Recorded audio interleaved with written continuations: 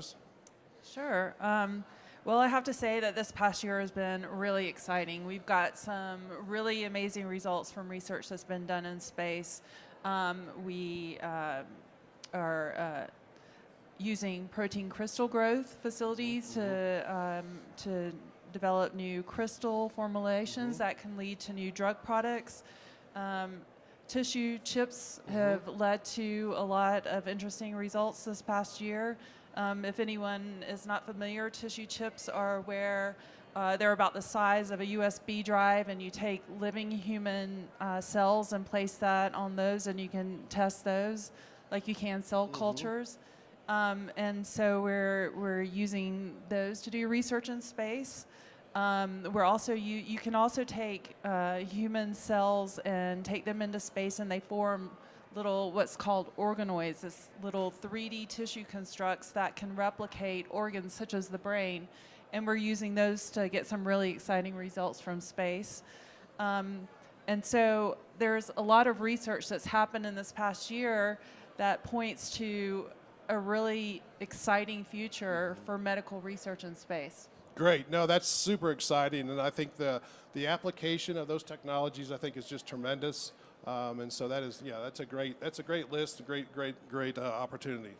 Kathleen, to kind of tell us from your perspective what you see as some of the opportunities potentially coming online.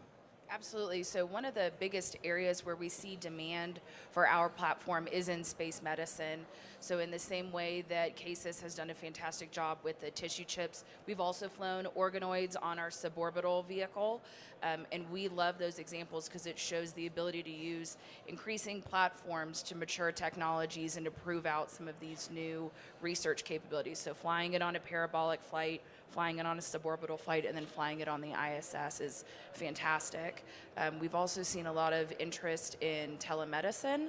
So if you're able to perform patient care on the ISS or on a suborbital platform. Now, we're not in space long enough that hopefully you need anything in terms of patient care, but just to demonstrate the ability to have that communications, there's a lot of interest in that. And we are also very focused on what are the benefits back down to Earth. So we have a researcher that we've worked with NASA who's focused on freeze-dried blood cells. This is always one of my favorite examples. But the research is showing that if you're able to freeze dry blood cells, they have up to a 5-year shelf life. So in the same way as we're looking at longer duration space missions and being on the moon and Mars for long periods of time, you could fly to those destinations with your own blood sample should you need it. But in the same way, the application back on Earth, we think about supporting our troops. You could deploy with your own blood sample if you need it, or remote communities, maritime outports where they don't have access to blood banks. So the relatability of the research that we're doing in space back down to Earth is just fantastic. No, that's tremendous. I think, blood supply is a big thing as we talk about going to Moon and Mars and long duration flights. Blood supply will definitely be a big issue that we'll have to deal with. Kris, how about from your perspective? Space is a driver for new technology from a medical perspective. And I think even if you look at things historically, we don't realize this now, but when you're in a hospital and you see a monitor on the wall, the origin of that monitor is the biomedical monitoring technology that came from Apollo. So we have a long history of developing new medical technologies in space that then have Earth applications. So the blood example is a great one, right? We are always hurting for blood samples and blood that we can give to patients. I don't know if anybody's watching, there's a great show on TV right now called The Pit, which is all about emergency medicine, so I love it. But in that show, there's an episode where they are hurting for blood. And if you had these samples, these blood units that you could preserve for 5 years at a time, that can essentially solve the blood problem. And by being able to give your own blood and then freeze your own blood, there's no risk of you then having a reaction to somebody else's blood. So every time we decrease risk in space is a good thing, and then when we take that technology and we can bring it back and apply it to people on Earth, we make everyone's lives better. Absolutely. And I think what people don't realize is the environment of space is so challenging, it's so different, it's so unique, that it really causes us to think of things from a different perspective. And I think that really pushes us to really think about how can things be different, and what can we do to accommodate that difference. And then we learn things along the way that then we have applicability here back on Earth. So I mean, that's what excites me about working in space, is just the opportunity to think of how can we accomplish these great things in such a unique environment. And that always challenges me to think outside the box, and how can we do things different, and then that actually then translates. So we got some great perspectives here. We've got, National Lab here, and we've got Virgin Galactic. How do you guys see working with some of your potential customers, scientists? How do you kind of see that process going in terms of how do you interact, and how do you encourage people to get involved? Go ahead, Donna. Yeah, so at National Labs, our mission is to provide access to the International Space Station to industry, academia, and other government agencies to do research that then leads to benefits to humans here on Earth. And also, we would like to build up a low Earth orbit economy. So we work with partners throughout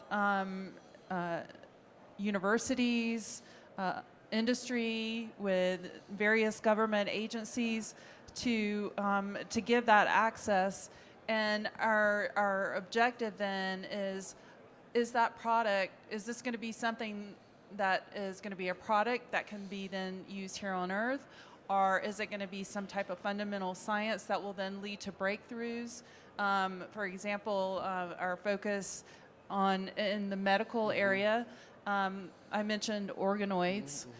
So researchers are using that to study neurodegenerative diseases. So NASA's been studying humans in space for a long period of time, and it has been found that humans experience conditions such as bone loss and cardiovascular deconditioning, immune dysfunction that replicates some of the changes that occur in aging. And so that's at the human level, but we found that similar changes occur even at the cellular level. So if you take these organoids that include brain cells, then you can do, they experience advanced aging, and then that leads you to the ability to test out drugs, and that can replicate advanced aging in a really quick time, as opposed to here on Earth if you're trying to study patients who have mild cognitive impairment and then go on to develop Alzheimer's disease. Well, that could take years to do. But in space, if you can do it with these neural organoids in a matter of weeks, that really saves a lot of time and really advances the field. So that's just an example. Oh, that's great. Those are great examples.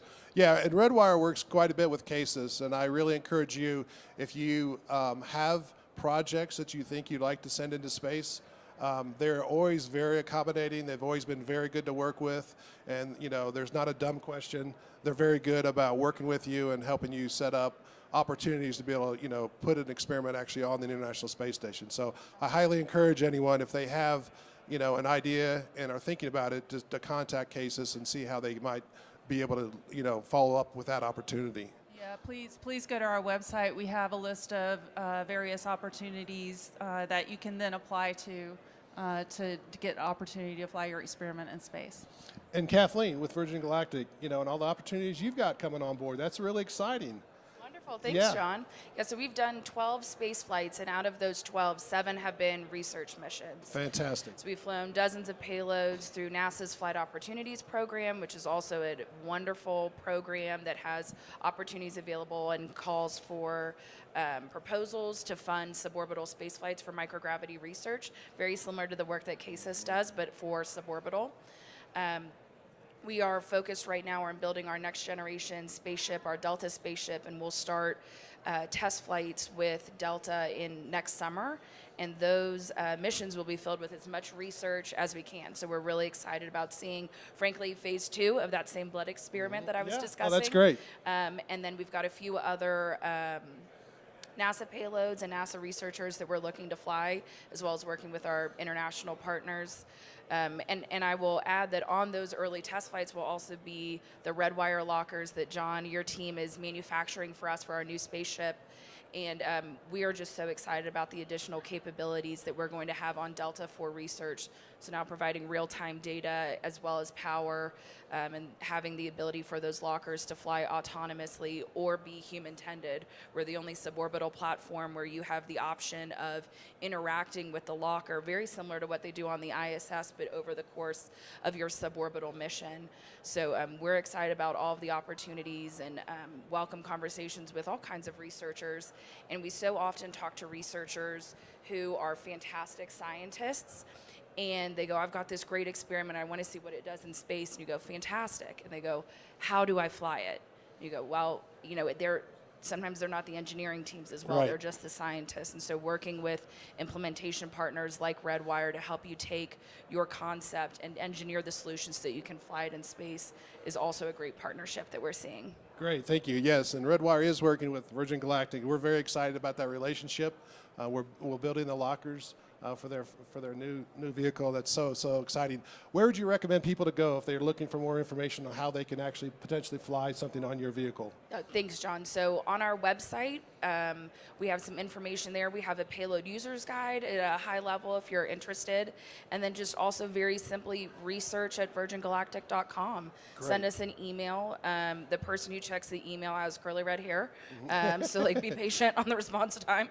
But we have a wonderful team ready to help you review the payloads and get you to yes so that you can do the space flight. Fantastic. All right, thank you. Yes, and I highly encourage anybody if they would have ideas that you can fly. You know, they're great to work with, and I'd really encourage you to go check them out. All right, Kris, given your expertise with NASA, you have a very unique background, kind of coming from different perspectives, and now kind of like actually now out in the field. You know, talk to us a little bit about, you know, how do you see us translating some of this technology? Like, you see the patient, you're you know, with the patient on a daily basis. Give us some advice, some expertise, some, you know, how do we translate some of these technologies to the patient? Because I think that's the unknown. We talk about all these marvelous, wonderful things that we're doing, but, you know, what's the impact on the patient here on Earth? I think that the future of how we take care of people on Earth is on the cusp of fundamentally changing. And that occurs for a number of reasons. So first of all, we're getting really good at learning how to better monitor people when they're healthy, so we can identify before they get sick that they're going to get sick. And that's one of the things we've learned in spaceflight, is that if we send very healthy people to space and we keep a really close eye on them, we can often identify problems before they occur and become serious. And then we can essentially nip the problem in the bud and then keep going. And that's not really the way we practice medicine in most cases on Earth. And so taking that mindset of monitoring and prevention to prevent serious disease is a different way of thinking about medical care on Earth, but it's something that we have extensive experience with in spaceflight. The other area that I think is fascinating is you now have to go and see a doctor, and then they send you to see another doctor, and then you go to see a specialist, and you're going all the way down the line trying to meet all these different people and get all their expertise. And we're now working in an environment where we're starting to provide people with more capabilities, even though they may have less knowledge or training. So a great example of this that we did at NASA was, we know that we can do ultrasounds in space, but we also know that doing an ultrasound is a very technically challenging issue or problem. We don't always send doctors to space, but there's an ultrasound machine on the space station. So essentially the question we had was, can we train an astronaut who is a relatively capable and smart person how to do an ultrasound really quickly using computer-aided tools and software? And so we flew a software package up to the space station, we loaded it up, we turned off the radio, and we said, astronaut, using this software package, do this medical thing you've never done before.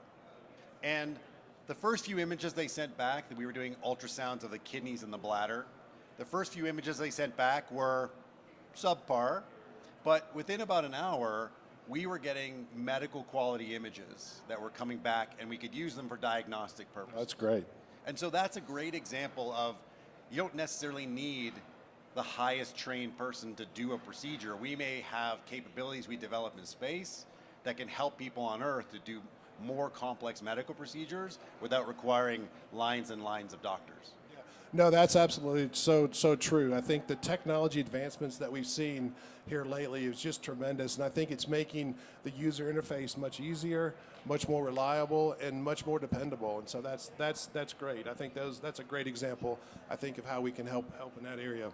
All right, so I'd like to open this question up to all three of you. So how can we build stronger bridges? You know, so we talked a little bit about the technology. Now let's talk about how we can work together with the clinicians and the scientists. Can we talk about maybe how can we show the scientists, you know, what are some of the areas that they're struggling with, and how the clinicians, what they're looking at on a day-to-day situation with their patients, and how can a scientist look at opportunities in space to potentially provide answers to some of those kind of questions. So how do you feel like we can kind of bridge some of that gap between, you know, the patient here on Earth and the people who are actually trying to make, you know, those technologies applicable to them? So Donna, you want to start us off? Well, I mean, I think education, I think most people just aren't aware of the benefits and the advances that we're making in space right now. So I think things like this panel, you know, just getting out and spreading the word. I want to give another example of something that, you know, I think that maybe people aren't aware of. A couple of years ago, using a red wire bioprinter, the first partial human meniscus was printed. So imagine that. Approximately 800,000 people in the U.S. undergo a knee replacement every year. But what if instead you could take some of your cells and send it into space and bioprint a meniscus and just replace your meniscus? I mean, that's transformative. Absolutely, absolutely. And I think that just the general public is not aware of that. Yes, absolutely. So I think we really need to get that information out better. And what's so exciting about that example too is you can take their own stem cells, and now if you are able to implant a tissue into their body, you avoid a lifetime of anti-rejection drugs. So that's a huge advantage of being able to do some things in space. And I believe just this past year you printed heart tissue, we which did. is We did. yeah. And the goal is, you know, if there's a young child and they have a heart defect, and we can take that patient and we can take their stem cells and print a heart replacement or a tissue replacement for them, that tissue will grow with them. So that child is not destined to have 3 heart transplants. You know, you can take that one tissue and it'll grow with them. And what a huge advantage that is, you know, and if they have to avoid a life of anti-rejection drugs. So I think, you know, I think those are good examples, you know, how we can bridge. Kathleen? Yeah, so I'll pull on the same thread that Donna had on education. So I'm biased, but we have a fantastic medical team at Virgin Galactic, and they've recently started doing 2-week sessions with medical residents where they come and work with our medical team at Spaceport America. We've been pulling in international partners as well, so U.S. doctors, U.S. military doctors, and then some international partners as well. And we're just seeing great return on that, and having the opportunity for more people that maybe are not even aerospace medicine professionals, but they're in adjacent medical fields, coming and learning more about how are we getting people ready for space flight. That's fantastic. We also are looking at, with Delta, we're going to be doing multiple flights a week. So we're looking at flying hundreds of people to space in a year. The data set that you have there, both from experience as a medical professional to help these people prepare for flight, but then also the data set of if they're interested in contributing to science is significant. We've only ever flown about 700 people to space, and we're talking about, with Delta's flight cadence, potentially flying 700 people to space in a year. It's fantastic. No, I think the frequency, it's so exciting, and that's why I think the time that we're living in, the opportunity to go to space and do this research it's so vast compared to what it was just 10 years ago. And I really think that's what's so exciting about. There's so many shots on goal, opportunities to go to space and experience that microgravity environment. Kris, how about you? I think that for me, my personal experience is something I'm going to pull on here because I've been coming to this conference now for a number of years, and I remember the first time I came here, someone asked me what I did, and I said, I'm a doctor, and they said, why are you here? And that's a great, yeah. Why are you here? It was striking to me, and so my answer, of course, is, well, there's people in space. Don't you think those people need doctors? But when we think about human spaceflight, it is truly interdisciplinary. And if you look at the most innovative industries right now in things like artificial intelligence, for example, you have to be interdisciplinary in order to be truly innovative. And the ability for us to then take what we learn here in the space community and disseminate that. So it's about education, but it's also about that reaching out to the different communities that don't realize that there's an opportunity for them in space. And so one of the things that we're going to try and do at the University of Texas Health in Houston is we're actually going to create a space medicine research and technology development center. Oh, that's great. Fabulous. And we're going to do it across all of the schools at the university. And the reason for that is that there may be advances in the dental school that have incredible space applications, but nobody there is even conceiving of that possibility. So the more we can connect people together through outreach and education, the more interdisciplinary our solutions are going to be, and then I believe by extension the more innovative they're going to be.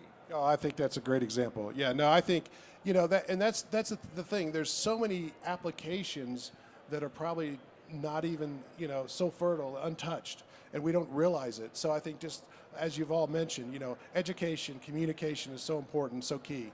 So I would echo those same sentiments. John, can I Absolutely. add on an example? Go ahead. So on our last space flight in June of 2024, we had a mixed private astronaut and research mission. And usually we try to do dedicated one or the other because their objectives are different. But we had such a wonderful experience with this mixed flight. So we had one researcher from the Turkish Space Agency and 3 private citizens. And one of them, Giorgio, and we've got a fantastic video of Giorgio talking about his space flight on our YouTube, which is where I send people the most because that's how everybody's learning stuff now. But we had a wonderful experience with the private astronauts as our Turkish astronaut was getting ready with all of his wearable payloads. And they were kind of peeking over going, well, what's happening with the research? And can we contribute? And I can also give a saliva sample and things like that. And it was so wonderful to see the interest from the private astronaut community into the research. And so after the flight, Giorgio works in the hospitality industry, and he had a conference similar to this conference and said, do you mind at my hospitality conference if I talk about the space research that was conducted? We said, do we mind? I mean, we would absolutely love that. I mean, and you just see how inspiring it is. And so as we fly these private astronauts too, that maybe are not professionals in our industry, they're going out into their respective communities and evangelizing on how important the work is that we're doing, and it's just fabulous. That's a great example. Yeah, thank you for sharing that. So, with every new great opportunity, there's always challenges. There's challenges to do what we've been talking about here this morning. What do you see, in terms of maybe scalability, regulations? What are some of the challenges that maybe you're concerned about? Some of the challenges we kind of need to think about so that we don't stub our toe on some of these great opportunities? I would say, first of all, we mentioned education and getting the awareness out there. So if we reach a wider audience to people who probably haven't done experiments in space in the past, they might think, well, yeah, that could really help my research out a lot, but I don't know how to get started, and it just seems like a really huge hurdle to do that. So I think working with our implementation partners like Redwire that essentially take someone who's never done this type of research before and holds their hand and takes them all the way through the process. So I think that's an important challenge, and that's really fulfilled by working with groups like Redwire. Great, thank you. All right, Kathleen. Yeah, so maybe I'll go back to the private astronaut topic. So again, as they're increasingly getting interested in the research side of the space flights, and we're looking at how do we enable them to contribute to the science. And so one of the questions that we have is, where will this data go? Of course, NASA has repositories. Chris Mason and Cornell are working on repositories. There's Trish, of course. There's other organizations within Texas looking at it. There's a lot of different spots. And so where is the right place? Maybe there's multiple right places, or do we have one-stop shop? Perhaps it's a NASA solution. And how do we protect that data? Because of course, when we think about the invasive, Chris knows this better than I do, but I'll pretend to be a doctor for just a second.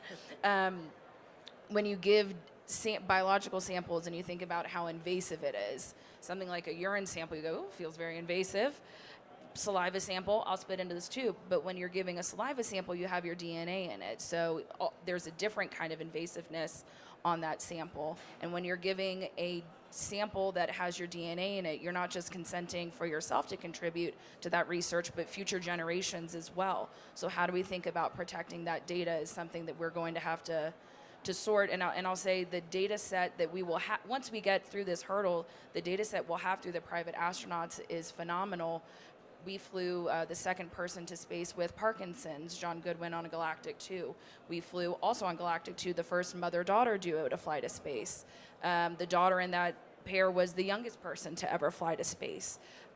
We worked with Axiom on their Turkish astronaut, and they were doing research on how can we fly people with diabetes to space and insulin pens. I mean, we are really opening up the aperture of who can fly.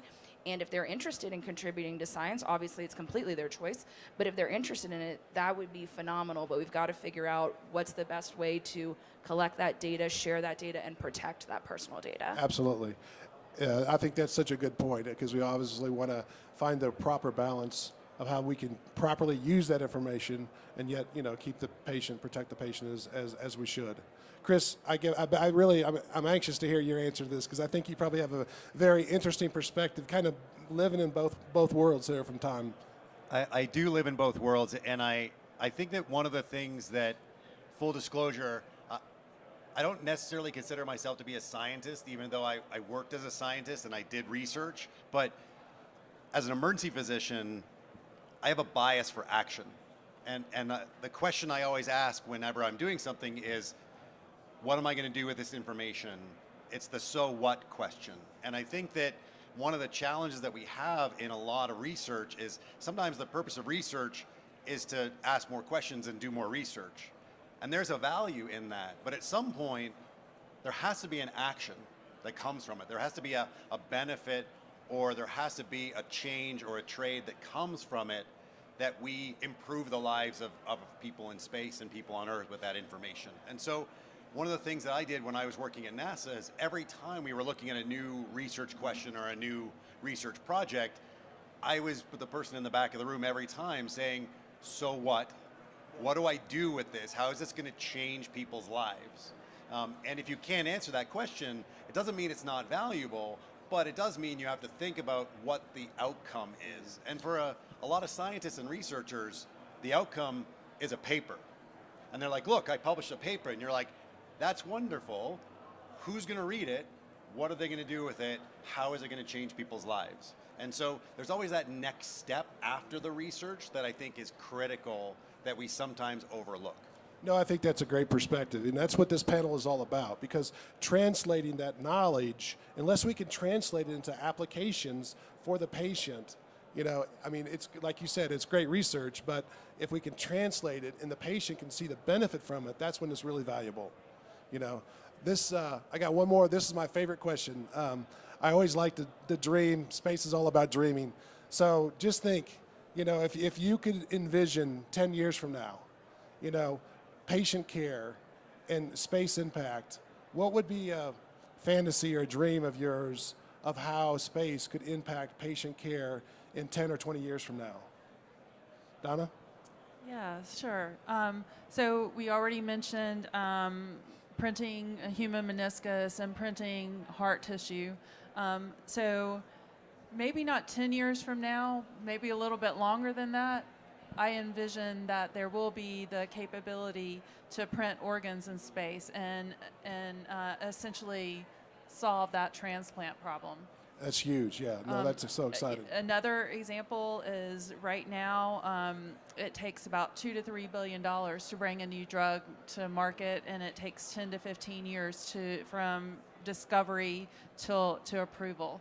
So that's leaving a lot on the table. And a lot of that is due to the cost of animal testing, and then also to drug failure, because it works in animals, but it doesn't then work in the humans. So I envision in the future that there are going to be tissue chips in space that are going to be used to rapidly screen multiple drugs at the same time, even at an individual level. So a lot of patients undergo different chemotherapy regimes for cancer, and sometimes it works on one patient but not on the other. But what if you could use your own cells to screen that drug regime on before you're exposed to that toxicity? So that's another thing I see in the Yes, future. that's great. Precision medicine. Absolutely. I think the custom human care, I think we're all so different, and to your point, if we can personalize it, I think that's, to me, that's one of the exciting things that the future might bring. Kathleen? I think maybe I'll touch on the frequency of space flight. And just as I was mentioning, I mean, previously we've only had it's still an incredible accomplishment, only 700 people plus in space, and the flights are less frequent.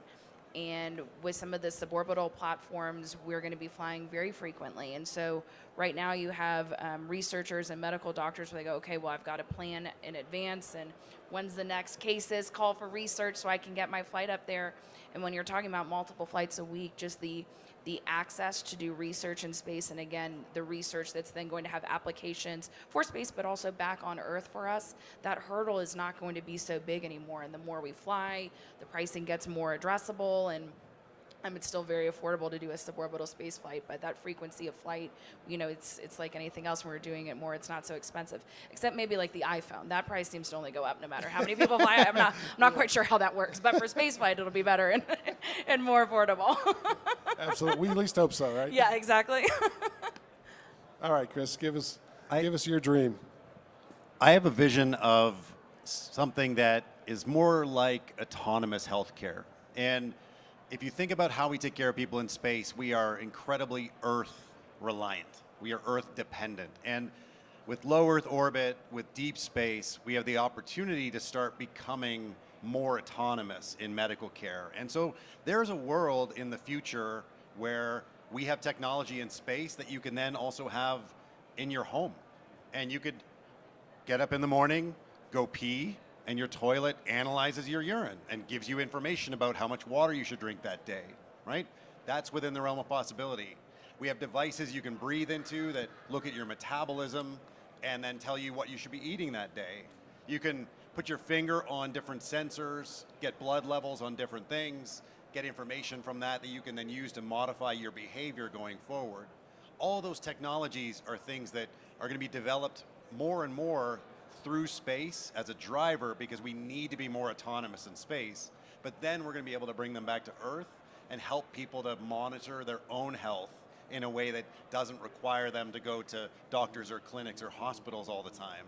And that kind of autonomous care for yourself is something that we're going to need in space. We should be transitioning to that vision of autonomous, Earth-independent medical care in space over time, but it's going to have lots of benefits for people on Earth as well.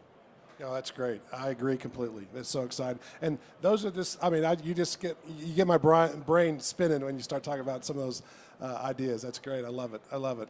All right, so it's time to wrap up. Let's go down the line one last time. If you have any closing comments, anything you'd like to add, I think it's been a great, very informative, very educational, and I'm excited about this topic. I think it's so valuable. I think the impact of human health on Earth from space research, I think, is just hopefully just beginning.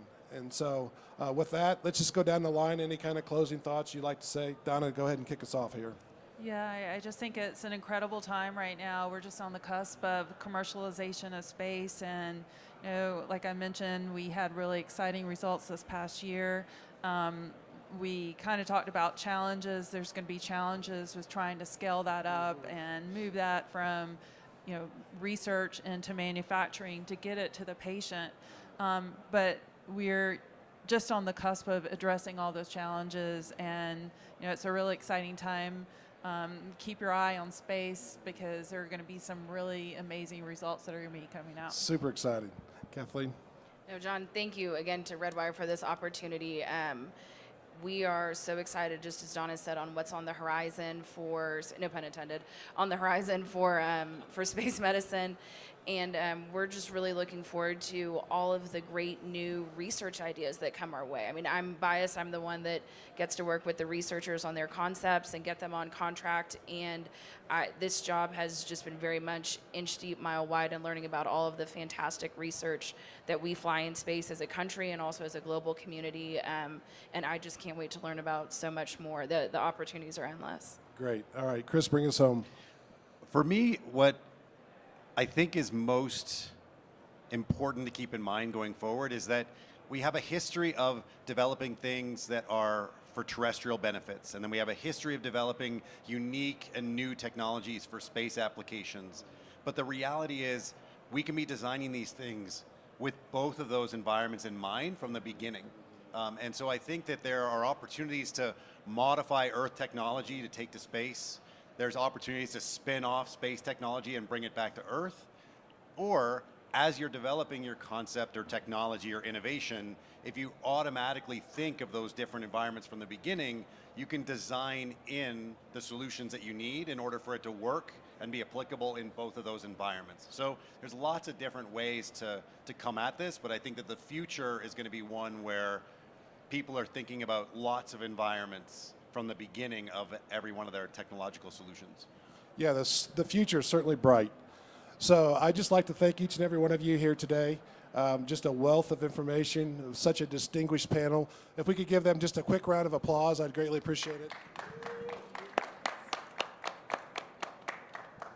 All right, so good luck, and I'm excited to hear about some of the things you're working on, and next year when you come back again, and we can talk about some of the advancements we've made. So thanks again. I appreciate your time. Thanks, John. Thanks for Okay. having us. Thank you.